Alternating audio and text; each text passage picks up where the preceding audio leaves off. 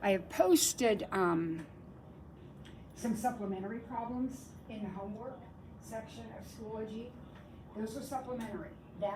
This isn't very much practice. So if you want to do more practice, you are welcome to do that. You can do those extra problems, and I posted the answers to those also on your own. Then you can come in during office hours and we can go over anything that you have a question about. You can even come in during office hours and work on your regular homework with me, okay? Homework is not graded for accuracy. That's your practice. That's where you make mistakes. You're allowed to. You try it, you can't figure it out, you come in and you get some help during office hours. Okay? Everybody got that? Okay.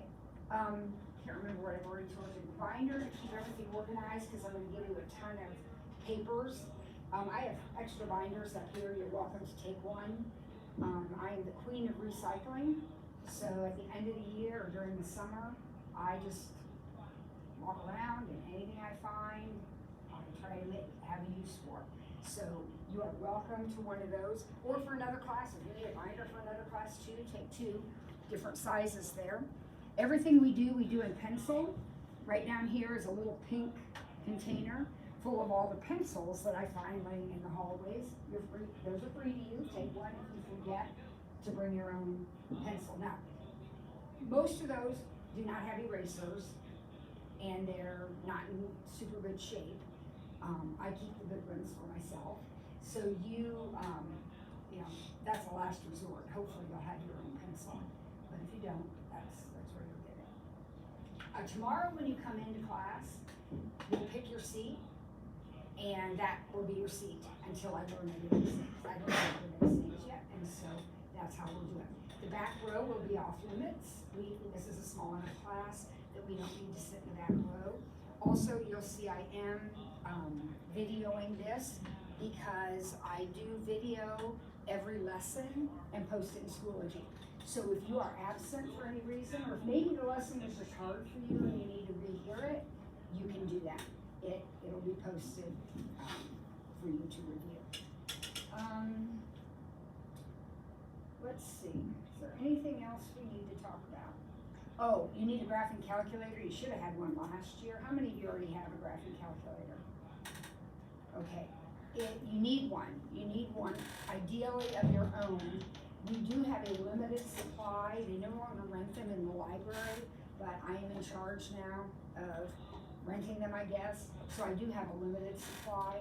You will have to fill out a contract. If I don't get it back, it's $120 you have to pay. So if you just can't get your own or can't, then I can rent you one, or I'll loan you one. It's no rental, it's a loan for the semester. Book is online. Anything else? The book is just a PDF. It's not interactive at all. It's just a PDF that we found. Posted source for. Okay, pink sheet tomorrow. First assignment tomorrow. The pink sheet comes back signed by you and a parent. That's the pink sheet you have in your hand. That's the rule sheet. Comes back signed by you and a parent. So that's worth points. Let's wait till after class and then absolutely comes out the binder. And the hole punch is over there. So if you are a hole puncher, I don't punch holes for you. If you want holes punched, feel free to do that. When you turn in your homework, I don't think I said this. See that yellow plate right there next to Declan?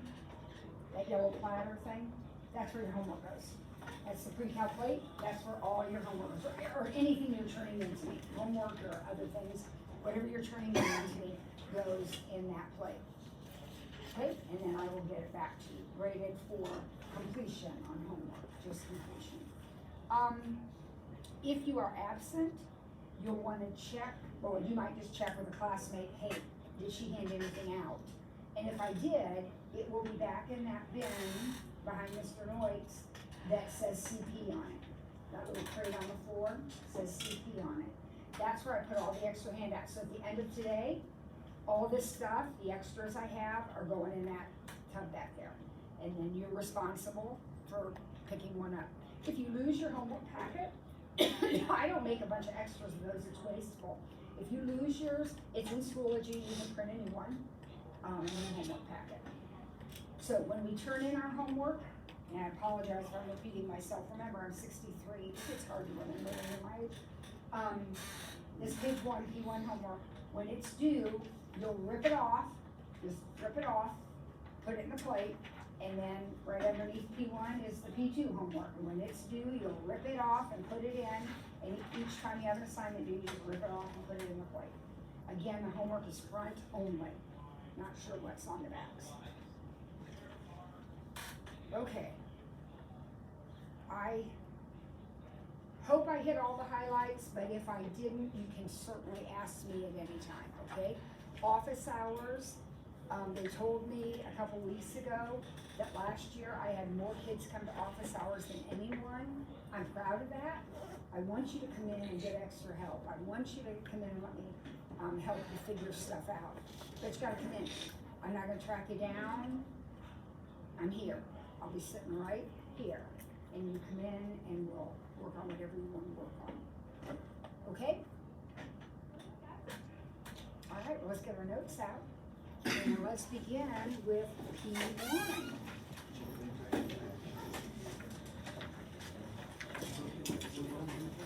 So we're not in the homework now. You get to do that on your own. We're in our notes. You came to school on the first day with no pencil. I forgot. Lordy, lordy, lordy.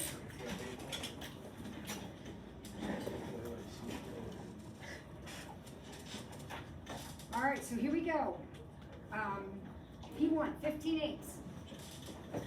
By the way, as you're choosing your seat, when I video, and I don't video every CP class, I only video one CP lesson, but when I video, like I'm doing right now, it's on this board, because I can only pick up about over here, okay? So keep that in mind as you choose your seat. If you feel like, oh, I'm one that needs to see, you might want to pick a seat.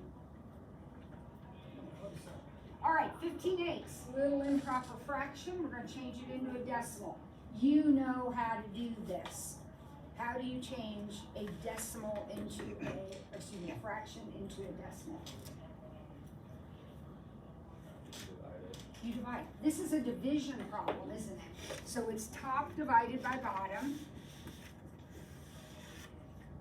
And we put some zeros on the end, right? As many as we need. And we just start dividing. How many times does 8 go into 15? Once. So we put our 1 up there, and then we subtract, right? And bring down a 0. Ms. Ford, am I going to do this on a calculator? Yeah, you are. Now, I'm not going to have you do big, huge, horrible problems, but you should be able to do this without a calculator. 8 into 70. 8. I heard 7, I heard 8. I think it's 8. Because 8 times 8 is 64. So I'll subtract and bring down another 0.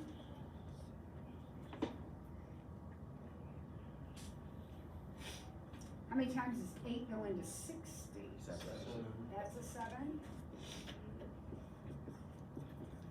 Goodness, finally I think we're done, because 8 goes into 40 5 times.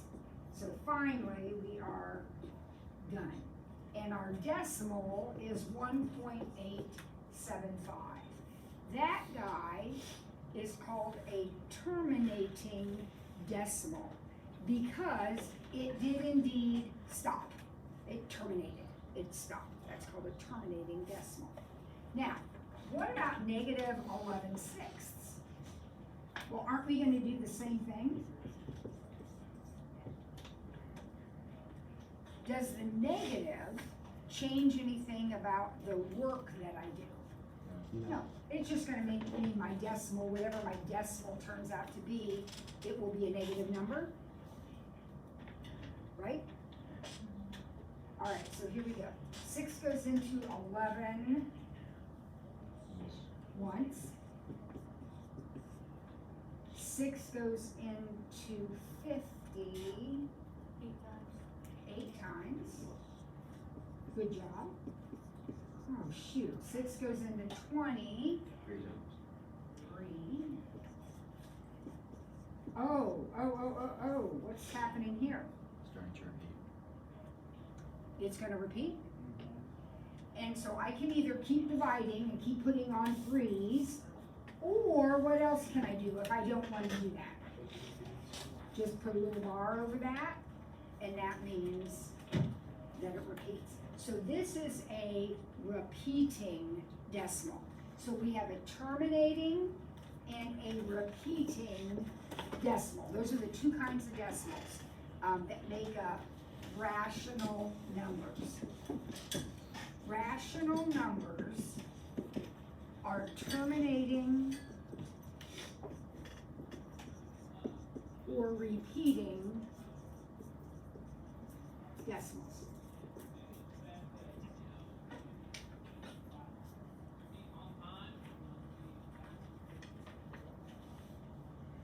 Are there decimals that don't terminate and don't repeat? There are, Declan, like what? Yes, like pi. Like pi. We call those irrational numbers. So irrational numbers are decimals that don't terminate and don't repeat. These are definitions you probably already know, but if you don't, go ahead and write them down. Irrational numbers are decimals that don't terminate or repeat. And Declan gave us the most famous one of all. Pi is a perfect example. That's a decimal that would go on forever and ever and ever and ever and ever. Does anybody know any other irrational numbers? There are lots of them. The square root of 2 is irrational. The square root of 3 is irrational. Not the square root of 4, because what about the square root of 4? What makes that different? The square root of 4 is 2. So if you have a radical in your answer and you have simplified, it's irrational. Radicals are irrational all the time. All right, anybody have a question about that? All right, let's move on to the next section, number 2. It says describe and graph.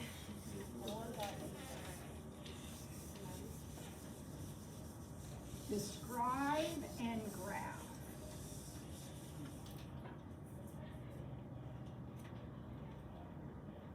What in the world does this mean? Let's say you're talking to somebody on the phone, they don't have the paper, you're saying, oh, well, the first problem says what?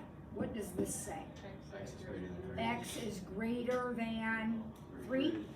So that's your description. It's all the numbers bigger than 3. What does that look like on a number line? We're graphing it on a number line. What does that look like? 1, 2, 3, 4. Open circle, arrow circle. Open circle at 3 and shaded this way? Yes, to the right. Now, when you do your number lines, if you want to, some of you may be used to starting with 0 and then going on to this. That's okay, but you don't need to. You can just put on the number that we're using if you want. If this makes more sense to you, that's fine. Doesn't matter. But you don't need that extra. Okay, what about this one? What about that one? Can you describe that to me? What are we talking about? Negative 4 is less than x, which is less than or equal to 2. Okay, so negative 4, less than x, less than or equal to 2. What does that mean about x? Where is x on the number line? Between negative 4 and 2. In between. There's your description. X is in between negative 4 and 2. X is in between negative 4 and 2. Now you guys, you're not bothered by anything up there? 2 is shaded. 2 needs to be colored in, exactly. Why does the 2 dot need to be colored in?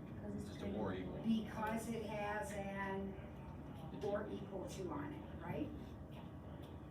If it doesn't have an or equal, then it's an open dot. If it does have an or equal, then it's a closed dot.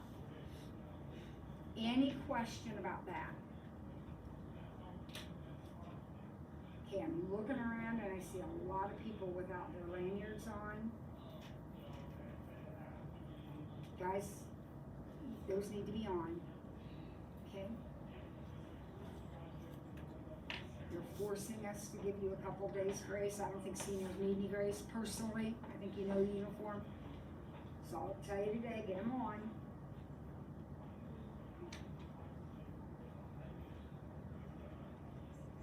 Not only do I have more kids at office hours than anybody, but I also write more infractions than anybody. But I only write them if you're breaking the rules. Okay, next. Oh my goodness, this is new and exciting. I know when you look at that, what you're thinking. Are you thinking, well, that's an ordered pair, Mrs. Ford. I'm gonna plot that like this. Is this what anyone was thinking when you saw that? And that's okay. It is, it's an ordered pair. But it is also what we call interval notation. And I think you guys talked about this last year. Did you guys use interval notation last year with the parentheses and the brackets? So since we're looking at this in the context of this section, this does not mean this. That isn't what this means. This means all the numbers between -1 and 3. This is what we call an open interval. The parentheses mean open, which means if you were writing it like this, it would not have one of those. The parentheses are the open dots. So an open dot at -1, an open dot at 3, and color everything in between. Could you write this way? What would it look like if I wrote it as an inequality instead of as an interval? Could you write this like that? What would that look like? -1 is less than x. You guys are on fire. You're exactly right. X is between -1 and 3. Now, so there's no confusion. When you do that, when you put X between two numbers, it's always less than. These are always less thans. When you put X between two numbers, it's always less than. Sometimes it's or equal to, but not this time because we have open intervals. All right, what about this guy? Now that's another interval. -2 and 6, and everything in between. But what's different about this one? Did you notice when I wrote the problem? It has a bracket. And what does a bracket mean? Solid dot. This is the closed symbol. And that means we close in our -2. Now, because it's closed in, how would we write it as an inequality? Write it like this. What would it look like? -2 is less than or equal to x, which is less than 6. Perfect. That is exactly right. That is absolutely perfect. You guys are doing great. Okay. Last one in this section. -infinity to 4. Have you all seen the infinity symbol before? Yes. So you know that's the infinity symbol. And negative infinity means that we're on this end of the number line. This is where negative infinity is, and this is where positive infinity is. That makes sense to you? Negative numbers that way, positive numbers that way. Okay, So now we're going to graph this. Any thought on that? What that might look like? Closed circle on 4, and then. Closed circle on 4, absolutely. Closed because of the bracket. Bracket means closed. Alright. And then it's shaded all the way to the left. Guys, you can't, don't put a negative infinity on your number line. You can't, no one knows where it is. But this is the direction of negative infinity, right? So we're going all the way from 4 down there. What would that look like as an inequality? X is less than or equal to 4. X is less than or equal to 4. That means you color in every number less than 4. Anybody have a question about any of those? All right, number 3.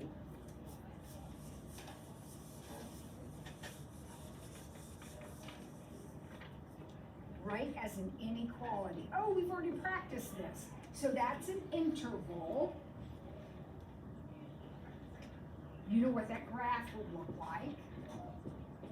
Dots open or closed? Open. So that's what that would look like if I graphed it. What does it look like in terms of an inequality?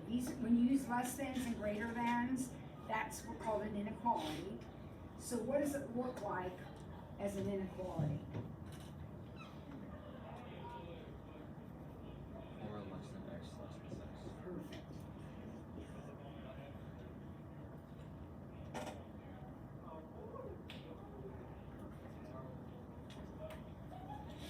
All right, one more. What's this as an inequality? 6 less than or equal to X less than. Okay, now, this is Scout's thought. We don't put infinity into an inequality. What she's saying is exactly right. She says X is between 6 and infinity. But how would we write that? Would it be like this? It would be X is greater than or equal to 6. X is greater than or equal to 6. Do not put infinity into your inequalities. All right, you guys are awesome. Bring those pink sheets back signed tomorrow, please.